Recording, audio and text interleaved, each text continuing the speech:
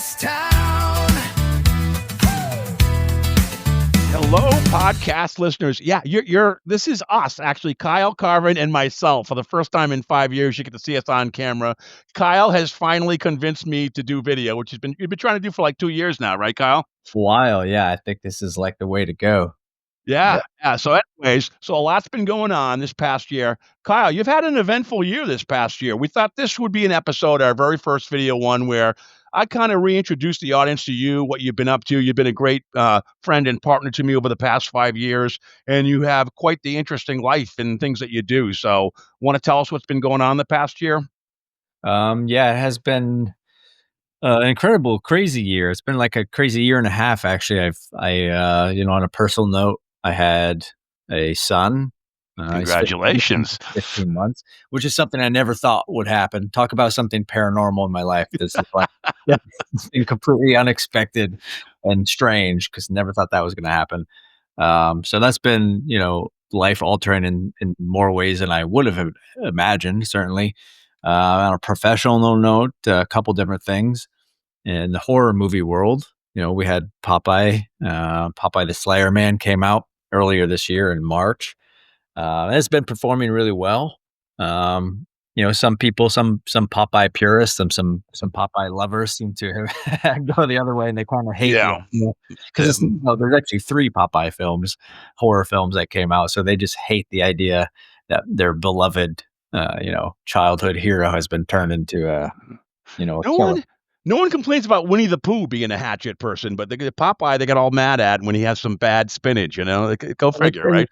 And Popeye, it makes sense. He's like already he's a brutal guy in the comics. Oh yeah. Or he lends himself to the violence of a horror film. But so that's been going well. I have a YouTube channel that's been growing. Tell us what that is. What is a YouTube channel where they can check it out? I have the one that one directly it's based on my primary source of income. Basically, it's about reselling online on eBay. Mm-hmm. So I go out to thrift stores, garage sales, estate sales, that kind of thing. I buy liquidation pallets. It's just it's more of just sharing how the process looks like, what I do, how to succeed, type of thing. And that's been growing. It's been monetized and it's making money. So that's a pretty cool thing. I wasn't sure how that would pan out. But I also have the YouTube channel for all the horror films, and that's Salem House Films. What's your other one? What's your one for the selling and reselling? What's the name of that show? Oh yeah, I probably should have said the name, right? It's Thrift. It's called Thrift Boss. That channel is just called Thrift Boss, and and then the horror channel is Salem House Films. And I have a personal one, which I make like short documentaries of interesting places. Mm-hmm. And that one's something I want to focus more on in the coming year. So let's talk about Popeye the Slayer Man 2. It seems like there's going to be a sequel. It's done so well, and you want to just get more people mad at you, I guess, in this follow-up, right? Or pretty much. Yeah, just keep making people mad. We're looking to film in April. We were actually going to try to squeeze it in at the end of this year because of the timing, the time that it takes to make these things, and then the post production, and we didn't want to wait, and we kind of wanted to capitalize on how the popularity of it coming out, but it was too rushed, so we pushed it till April of 2026, and maybe we can get it out by the end of next year, but even that might be pushing it. But we're looking to do an April shoot for Popeye the Slayer Man Part 2. And are you looking at having some of your well-known actor friends that we've had on the podcast maybe be in that, or you're still figuring that out? It'd be really cool. Sarah, who was on the podcast at least once. I don't know if she made it. Sarah Nicklin, yeah.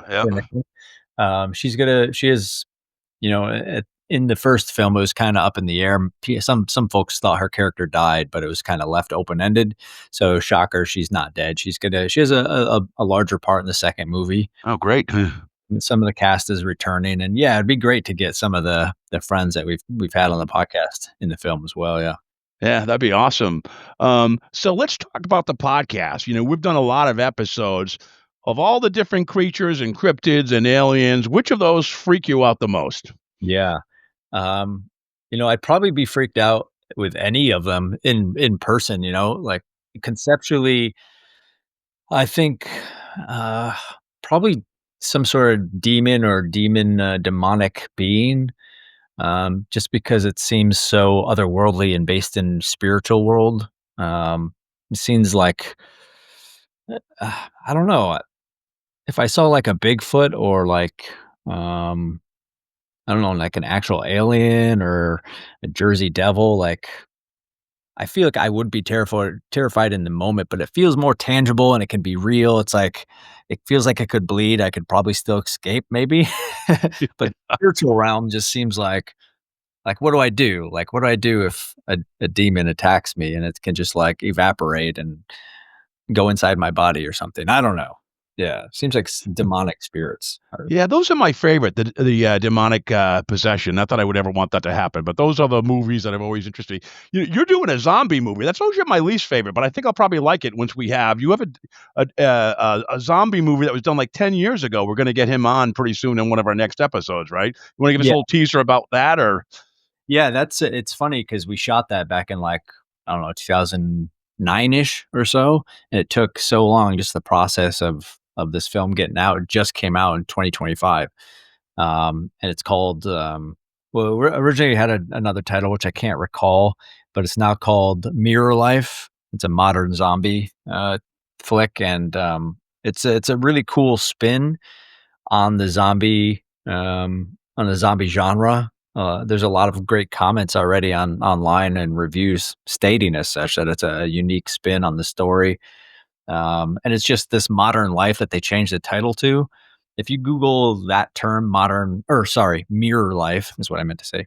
Mirror life. It's like this new um, term within the scientific community, and it's interesting to read about. It just coincides with the releasing of this film that kind of capitalized on everything going on in the scientific community about what mirror life is in the scientific world. how So come it kinda came to fruition now? What was the perfect storm that made it, something that would be put out into the world, it's over 10 years, 16 years later. Oh my god.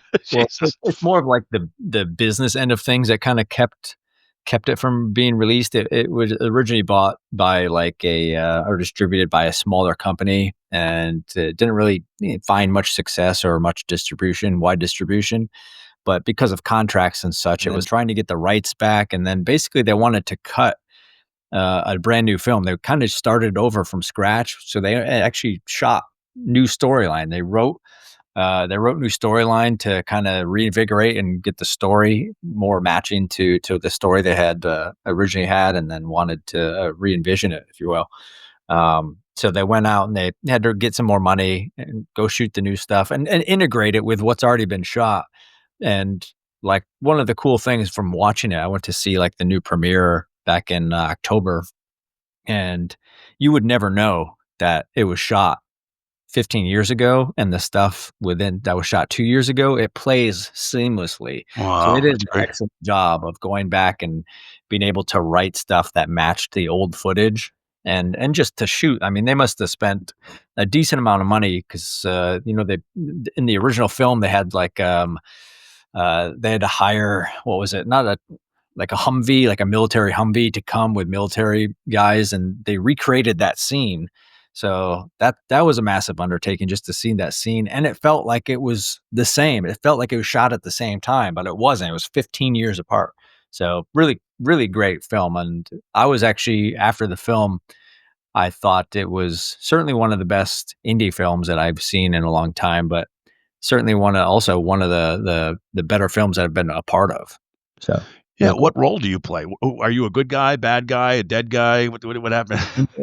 It's I guess it's, I mean, I play a scientist who's the film is basically about, I'm not spoiling anything, this is in the trailer. It's about, basically this scientific team who's looking for a cure to, a cure-all to all disease, basically. So they go to human trials and things go awry. So I'm on the scientific team that's developing this basically like vaccine, um, that goes awry. So you know, it's debatable whether I'm a good guy or bad guy in that one. Yeah. Yeah. Well, you know what? Usually you're a cop or like a bodyguard or a military guy or a hand model. So this is good. You got something a little bit cerebral for you, right? In Yeah, this one. absolutely. It's a nice break from the norm for sure. Yeah. All right. Let's circle back to the Afraid of Nothing podcast. So, of all the guests we've had, was there one that you were skeptical about listening at the beginning, but then they won you over at the end? You know, I honestly, I try to go in with skepticism for everyone, um, not for personal reasons or like any kind of vendetta, but it's just for a personal approach. I try to be skeptical of all people's stories because as all the guests know, there are a lot of folks that unfortunately do uh, give the whole paranormal science and study and research um, you know lose credibility pretty quickly. It's such like considered a pseudoscience for so long, and so there's been just a lot of pushback about stuff that we don't understand, and this the paranormal realm and the research of it has been in that realm of pseudoscience. Like, how do we prove stuff when we don't know how to prove it or we don't understand it in the first place? So, going into I tried to go in with both an open mind, but there's definitely skepticism of everyone. That said, everyone that I've listened to, everyone that I've shared with you listening to has certainly changed my mind by the end of the episode. And one in particular that sticks out. I forget the gentleman's last name. Rob. Very Oh, recent. Rich Fraconia? Rich. Yeah, Rich. Yeah, Yeah, yeah, Rich. Yeah, I met him at Lilydale. Yeah, wrong name. And he was interesting on a personal note because his process. He had mentioned that he's a self learner yeah. for his abilities and kind of what drove him to have such a drastic change in his life. He had mentioned he kind of felt unfulfilled in a way. I'll paraphrase. So if he listens to this, forgive me if I get this wrong, Rich. But kind of the change of paths in his life, and I've been interested. We've talked multiple times on the podcast and off about I admire you really hopped right into you made your documentary Afraid of Nothing and the podcast, and you really went full bore into this and to try and discover like your interest. And that's something that I've always wanted to do, but there's been some adversity and I don't know what it is, or some hesitation. And listening to Rich speak, he kind of made that jump, and he did it on his own accord, and things just happen. And that's something that I'm fine. I want to talk to him about that. Like, what was really able to push him, or like what guided him? What kind of decisions really, you and him both, like, how did you really make that commitment? Because I'm having a tough time walking away from, a lot of the stuff that I spend my time on now. Hmm. I'm always pulled by everything paranormal, but just having a tough time figuring out what that might look like. Yeah, and his marriage worked out better. He was married, and then it was kind of a little rough, I think. I don't think you'd mind me saying. And then once he got out of being a police officer and out of that and into being the paranormal, stronger than ever, his relationship, which Mhm. makes sense because there's so much stress and negative vibes, in the other career, even though it's very much needed. So yeah, he was a Yeah, great guest. If you should go to Lilydale, if he's there next summer, I think he might go back again. I can contact him. We're good to kind of meet out there. yeah, But that'd yeah. be great. 'Cause that's what he mentioned. One of the things he said is that he always felt like he wasn't, I forget the word, like in alignment with his life Hmm. before, and he feels so much more aligned with like a purpose in what he's doing now. So Yeah, and he's a guy you think would have had everything kinda like you. He's a good-looking guy. He was a martial artist. He was very masculine. He's a police officer. He's done all this stuff, successful at all of it, but it wasn't until he found the spiritual side that he really felt whole, and I think you kinda deal with that a little bit too, I guess, right? yeah, for Yeah, sure. well, you're getting there. Our friend Ruthie Larkin says you're on the path, so this is, having Yeah. a son might get you go there quicker than you think, Kyle. You never know, right? I think that's one of life's mysteries, the universal experience in this lesson that I'm currently learning. Yeah. Yeah, I have 2 daughters, and one has started college this year, and the other one's gonna be there in 2 years, yeah, so I'm on the other end, but I'm older than you anyways, and now they can seeing me on video, but, yeah, it's great. You're gonna when you're a dad at first, it seems like every day could be long or whatever, but then it goes by wicked quick, and then Facebook reminds you of all these great times in the past, so Right. Right. enjoy it. It's gonna speed up pretty quick, so, Right. congratulations again, Kyle. If you had a 1 hour, no holds barred chance to have conversation with someone to talk about the occult, living or dead, who would that Mhm. be? Who would you talk to? Um, I think it'd be interesting to talk with Ed and Lorraine Warren. Mm, They're somewhat controversial, yeah, but they've experienced so much, regardless of what other folks may believe. It's just they've been through so much, decades of experience of seeing things.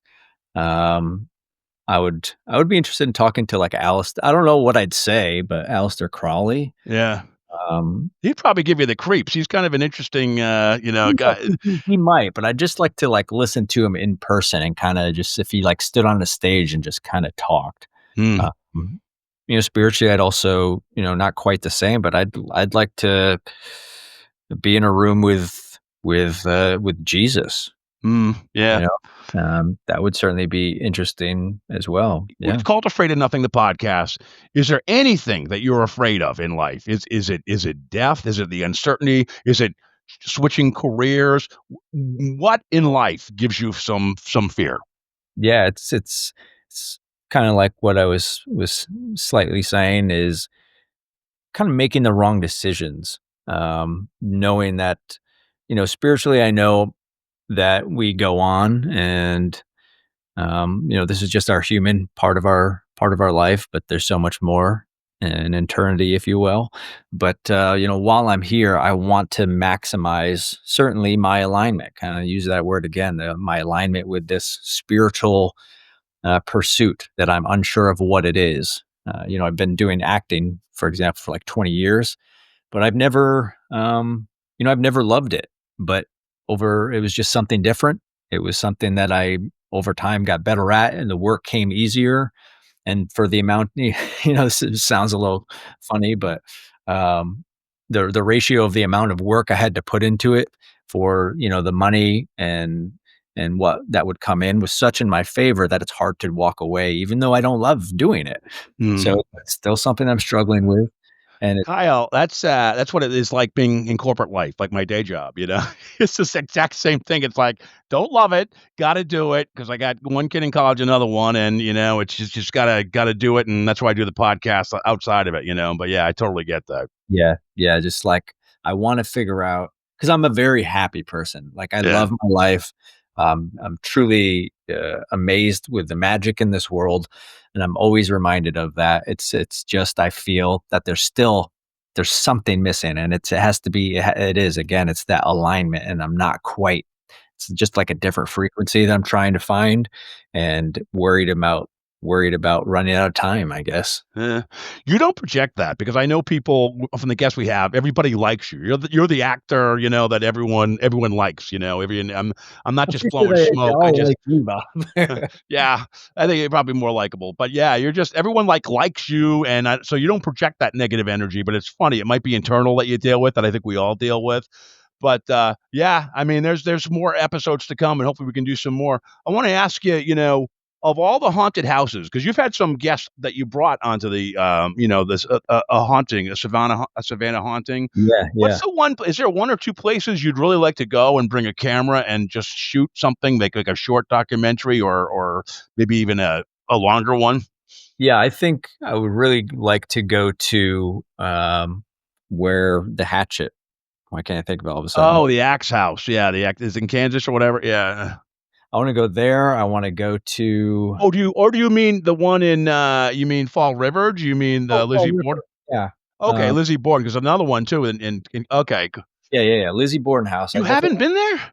No, I've never been there. Oh, Crazy, right? dude, okay, it's this summer, man, we gotta go there. Okay, oh, yeah, Yeah, alright. definitely wanna go there, and I still yeah, definitely that, Mark, who we had on the show, Mark McCullough, who still lives in the haunted house that he grew up in, and he had a really awesome story about not only his house, but his surrounding property that seems to carry some sort of spirit activity. So I'd love to check that out as well. Yeah. Lots Yeah. of places. I know there's another one I'm gonna be talking to Rob Guttrow, you know Rob Guttrow, the pet psychic, and there's another person that we did. I forget the name of the place, Linville Manor. I think you were on that one. Like in So that Maryland.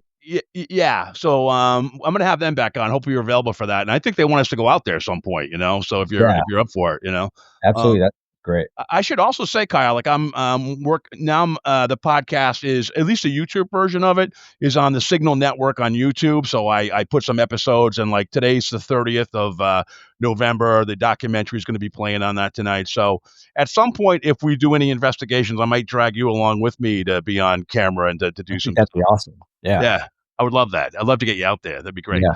Yeah. So, yeah, my friend, thank you. It's been 5 years. I mean, how we connected was Ruthie Larkin told me about you. You came down. We were together like one day on filming the documentary.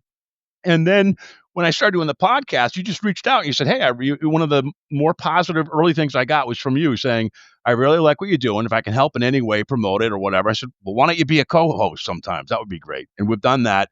And I know you're like super busy, but I appreciate the friendship we have from that and the time we do because you bring a really nice perspective to it. And I look forward to more with you, Kyle. And I couldn't find a better guest for the first video version of the Afraid of Nothing podcast than you. Well, yeah, thank you. Feeling's certainly mutual, Bob. I love the podcast. I love what you've done. I love your passion about it. I think you're a perfect host. And I think so many folks have expressed that to you, that you're a really great host, even to the point where some of these people have done hundreds or maybe even more podcasts. And they have mentioned and commented how they've really loved podcasts with you and how comfortable you make them feel, really. So that's awesome that you're able to do that. Well, appreciate that. You're a good yin to my yang. I think we make a good team, and I look forward to more. So thank you for taking some time out today to do this, and look forward to doing some more in the near future. Absolutely. And quick thing, I'm wearing my Afraid of Oh Nothing. yes, I love that. Yeah, look at Great. that. That And looks I gotta awesome. say, like, it really is. It's awesome.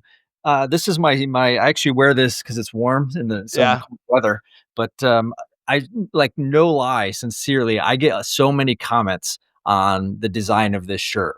Like, people love Wow. this thing. So Hey, it's available in the store, so I'll have to put something in the show notes on this. So did you get the sweatshirt, not the hoodie, or what? Or did you get the? yeah, I got the sweatshirt. Yeah. Okay. All right, cool. Yeah, it's good stuff, man. Believe it or not, I have one of the old ones. I don't have a new one, but now you've just convinced me to go out and It's get one. awesome. So that's great. All right, cool, my friend. I appreciate your time. God bless you and your family, and look forward to talking more in the future. Thanks so much, Bob. Appreciate it. I'll see you. Afraid of nothing, that's the shout. Paranormal, no doubt. Life and death will break it down in this rebel podcast town. Tune in, you rebels, catch the vibe. Afraid of nothing, listeners join the tribe.